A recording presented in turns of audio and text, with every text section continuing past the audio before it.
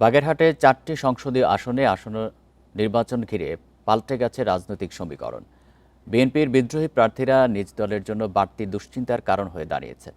অন্যদিকে হাড্ডাহাড্ডি এই নির্বাচনে জয়ের সমীকরণে ভাগ চাইছে জামায়াতও।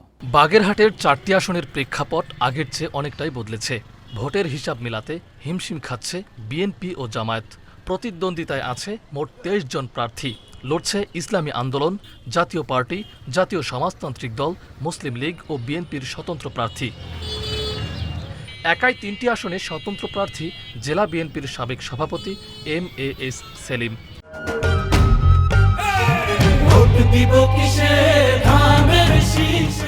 তিনি সাবেক এমপিও। তার প্রার্থিতায় চাপে বিএনপি প্রার্থীরা। সবাই এসে বলে যে নির্বাচনে যেন ভোটটা আপনাকে দিতে পারি, অন্য কাউকে যেন আমাদের দেওয়া না প্রয়োজন হয়। এই কারণে আমি উৎসাহ পেয়েছি এবং তাদের উৎসাহিত হয়ে আমি স্বতন্ত্রভাবে এই 3টে সিটে নির্বাচন। ভোটারদের ভালো সাড়া পাওয়ার দাবি আরেক বিএনপি থেকে সরে দাঁড়ানো স্বতন্ত্র প্রার্থী মাসুদ রানার।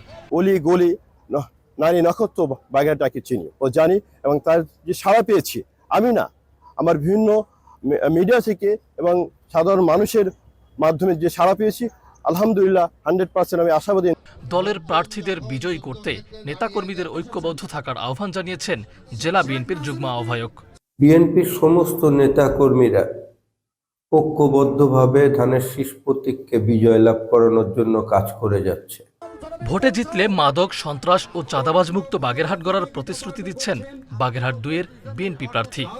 বিশেষ করে শিক্ষা খাতে, স্বাস্থ্য খাতে এবং পর্যটন খাতে ব্যাপক পরিবর্তন এনে একটি মাদক মুক্ত বাগেরহাট গড়ে তোলা, এই যেখানে চাঁদাবাজি থাকবে না, সন্ত্রাস থাকবে না, যেখানে কোনো ঘের দখল থাকবে না, সরকারি খাল দখল থাকবে না।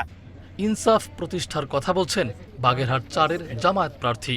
আমাদের শ্রমিকদের অধিকার, আমাদের নারীদের অধিকার এবং বিশেষ করে আমাদের হিন্দু সম্প্রদায় যারা রয়েছেন তাদের সামাজিক, রাজনৈতিক, অর্থনৈতিক অধিকার প্রতিষ্ঠার জন্য আমরা কাজ করবো ইনশাল্লাহ। জেলার 4টি আসনে এবার মোট ভোটার 13.5 লাখের বেশি। তাদের মধ্যে নারী 6,76,000। Independent news.